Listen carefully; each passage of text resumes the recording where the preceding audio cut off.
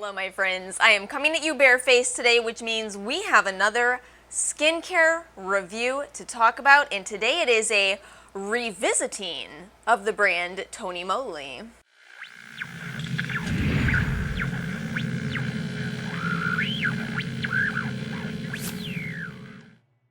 So the backstory here is that I tried TonyMoly about a year and a half ago, and to be honest with you, I was a bit underwhelmed. I do think TonyMoly is the first Korean skincare brand that I ever tried. Anybody else? I feel like I would not be surprised if that's a rather common story. But anyway, I did have this in a video, and some comments let me know that basically what I'd been trying in that video was the TonyMoly that was geared more towards younger people, and those commenters promised me that there are different lines within TonyMoly, that it's actually a very big brand, and that I should probably revisit some of the products that were more suited to my needs. I feel like I should also update you guys on the way I do the 2-week trials. I feel like I abandoned the whole idea of don't open the products until day 1. These days I try products for a while, and in the 2-week time frame I'm really only using those products and consistently using them. So in this video I actually have a product that is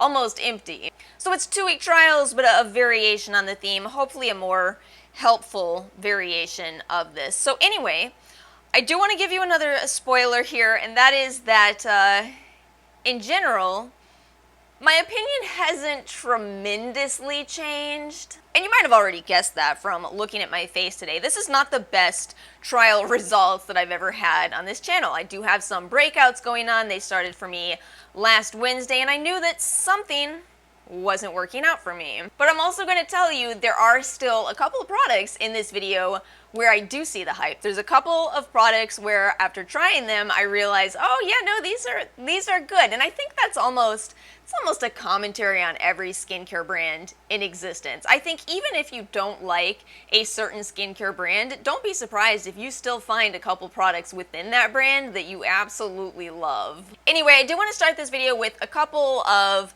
notes on TonyMoly as a brand, just kind of a rough overview, and then of course I will take you through these products and I'm going to sort them from my favorite to my least favorite. So a very nice perk of TonyMoly is that this is such an accessible brand. You know, I feel like Ulta has been really growing their K-beauty section these days, but TonyMoly has always been there. I think a lot of people are drawn to their sheet masks as they are very affordable and yet not the least expensive way to purchase sheet masks. If you're interested in the cheapest sheet masks, you should absolutely go to Korean retailers. But TonyMoly also has a very cute appeal to it. And I want to say a note on that, especially since I am going to critique some of these products in this video. I want to make sure you know that I'm not critiquing the cuteness aspect of this brand. I actually love it. I am somebody who does not believe that you hit some magical age and then all of a sudden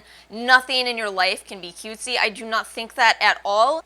I don't want to live in a world where people feel like they can't use a sleeping pack that is in the shape of a banana. That's adorable. It's also highly fragrant, which brings me to the other side of TonyMoly. So something very interesting in the products that I tried in this video is that most of these products, on a technicality, do not contain the word fragrance.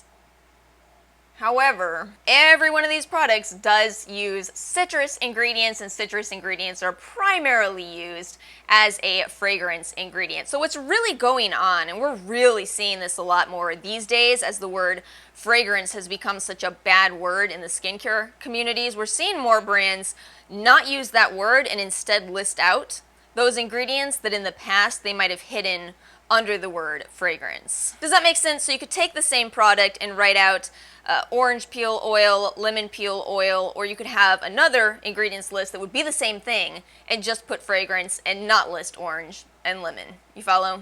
With some exceptions, as some essential oil ingredients have always been required on the label. But anyway, because of that, I do want to make sure I say that if you have a more sensitive skin type, if you are more acne prone like myself, I would be more cautious with these products. Again, we have some really great ingredients we're going to discuss today, but we also have, potential irritants for some people. But let's get into ranking these products. By the way, the price that is up on this screen is the best guess that I have because Korean skincare prices confuse me. They seem to vary wildly. But anyway, my top favorite out of these 6 products that I tried, this is a really nice toner. So this is the Wonder Ceramide Mocchi toner. This is such a hydrating toner, and it's got that interesting consistency to it where you don't necessarily have to use this as a toner. It's kind of more of an essence in texture, but it is so incredibly hydrating, rich in, of course, ceramides, hyaluronic acid, also has some cica, so it's a soothing formula. It's really beautiful. I actually find it's a very nice balancing toner. I think that even if you do have a little bit more sensitive skin, this may work out for you. However, do keep in mind, like I said in the intro, this does still contain some of those citrus ingredients, so if you're at all sensitive to citrus, not going to work out for you. This milky texture is something I really don't see very often in skincare. I think the closest to this would have to be, probably the Pixie Milky line? Probably that line, but I do actually think this is more hydrating, and it's not expensive. I believe it's even a much larger size. I bought all of these products. A lot of the smaller ones came in the Joel's Best of kit. I was really surprised by this. This is one of those products where it didn't even feel like it was from the same brand as back when I tried the more younger geared products. Yeah, this is really nice. Listen, I know I said I was trying the grown-up TonyMoly, but come on, I had to try the Peach Cleansing Balm. I love this. I really do. If you don't already know this, I love a good cleansing balm. I love a sense experience in my cleansing balm. I'm totally fine with them having all of the smells because I need to have some motivation to get my makeup off, and oh my goodness, this gives me that for a fraction of the price of some of the cleansing balms out there. And they nailed the scent. I have criticized some brands for having terrible peach smells. Absolutely looking at Too Faced. But this smells amazing. And you know what? This is probably the closest texture to the Glow Recipe Cleansing Balm that sadly didn't work out for me. But hey, this one does, and again, it's a fraction of the price.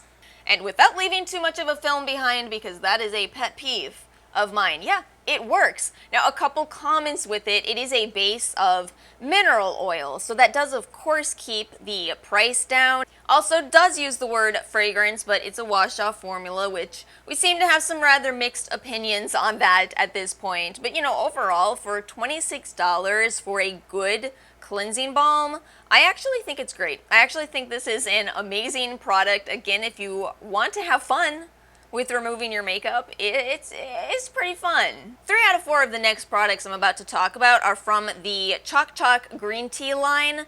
I feel like I should have learned an important lesson back when I reviewed Innisfree's green tea line. I think that brands are using green tea as this indicator of a line for oily or at least combination skin, whereas they use hyaluronic for the dry skin lines. It's something really odd to me because it's not like green tea is exclusively for oily skin as an ingredient. It just seems that brands might have this in their head, that that's the way people view skincare, and maybe with enough of it, they start to. See, I'm saying all this because I was shopping for one of the Tree toners recently, and I noticed they had a green tea and a hyaluronic option, and I was like, no, I have learned this. By this point, I've learned this. And I bought the hyaluronic one. Which is all to say that overall, after using these Chok products, I do think they're more for combination to oily skin, so I'm not going to judge them based on how I feel about using them as a person with dry skin. Instead, I'm just going to kind of more review them. But out of the 3 I tried, I actually really enjoyed the Chok Green Tea No Wash Cleansing Water. So I've talked a lot about how I use my micellar water and how I use it a little bit differently from the way that a lot of other people do. There's not a wrong or right here, it's how you choose to use it. But I do use these as a morning rinse rather often. And the thing is, some of them don't really leave you with a lot of benefits, which is fine. You just kind of, finish the rest of your skincare routine. But ever since I tried Drunk Elephants, I really enjoyed that extra moisture immediately in cleansing. is expensive though, so it was nice to try this because it turns out this is a surprisingly hydrating micellar water. Plus, with the fermented green tea in here, you are starting off your cleansing with an additional boost of antioxidants, and if you're one of the people like me who doesn't wash your product off, then it's nice to start off with a healthy boost of antioxidants. So yeah, I actually really quite liked this. I'm happy to see that this is a product I can easily purchase at Ulta. And then we have the Chok Green Tea Watery Cream. So this to me is definitely a moisturizer for combination skin, or at least a summer moisturizer. I've seen a lot of people say this is one of their holy grails, and I can kind of see how. It's very interesting because you see it looks just like a cream, but if you could feel it, it actually feels much more like a primer. It feels like a primer to me. This actually is very similar to, I don't know if you guys will know what I'm talking about, but Laura Geller had or has a hydrating primer. They feel the exact same. So, it's interesting. I feel like maybe I should have tried it as a primer instead of as a moisturizer. Maybe I would have preferred it that way. Ultimately not surprising because it is a silicone-based moisturizer, and silicones are the base of primers. So of course you're getting green tea in here. It is cyclomethicone for your silicone. And then you're also getting some amount of 3-O-ethyl ascorbic acid. I'm going to assume it's probably a little lower based on where it is in the ingredients. Also does contain those citrus ingredients. We have lemon seed oil, also rosewood oil. Same in the other two products from this line. But yeah, again, I can see how some people would enjoy this, but for me, just not quite enough. I also bought the Chok Green Tea Watery Mist. I was so excited about this. I'm such a fan of mists. I use them all the time. Again, because I've got dry skin, I can mist myself at any moment. But in all truth, I don't see myself repurchasing this, as there's just a few things I don't love about this product. One is I can't tell for the life of me how much product is left in here. I guess it's pressurized in such a way that you can't shake it and feel the liquid. Denatured alcohol is listed as the third ingredient on here. I'm used to that in a setting spray, but this is a watery mist. This is something I perceived as a hydrating product, so it was a little surprising to see that listed so high in the ingredients. But as far as actually feeling this on my face, do you guys remember when I told you about the time I accidentally set my makeup with my brush cleaner? Not one of my finer moments, I will readily admit to you. However, until I figured that out, that was truly a fascinating moment. I have never felt a spray that was as light as that brush cleaner. I mean, I guess the hydrocarbons in it or what have you just felt so lovely. I don't know if I should be admitting this. This is just like saying I love the smell of gasoline, which I kind of do. Hey, we had this conversation a long time ago. Some of you also enjoy some rather odd smells, so I don't feel so bad. I don't feel so bad. Maybe I just feel the denatured alcohol in here. But yeah, it's a very, very fine mist. It's just now that I've had that odd circumstance connecting a hydrating product back to that, it's a little strange. It does things to your mind, man. So I guess with this one, I just feel like there's so many other better products on the market, and they're very accessible and they're very affordable, whether you're going with Pixie or a mist from e.l.f. There's certainly other options out there, so it's just not a favorite for me. But this product right here, the Prestige Jeju Snail Essence, this might be where I actually kick up the rant mode in this video. And it has to surprise you, right? If you know me, you know how much I love Snail products. I love Snail products so much that, I don't know, whoa! I guess I had more in here than I thought. Well, now it's empty. Good job, Alice. Good job. Well, in good news, I have a swatch for you here, because I'm not going to put this on my face anymore. So this product right here does contain my allergen. It contains bergamot. I thought that I had looked this up, but I guess I must have been looking at the wrong product. But yes, plain as day in the ingredients list, bergamot oil, which I cannot use or I will start breaking out. I'm going to try really hard to separate my allergy from my review because I don't think that's quite fair. But even in doing that, this still ranks last in my video. So let me start going over the reasons as to why. First off, The full size of this product is $126 on YesStyle, at the time that I'm filming this at least. Why? Why is it $126 for Snail? Snail and gold. They're saying gold is a big part of this, wherever that gold may be. But okay, Snail and gold. Meanwhile, CosRx has their Snail Essence for $24. Physicians Formula has gold products for under $20. So why is this $126? Is this made with Bell snail fins? Analogy is not good, Alice.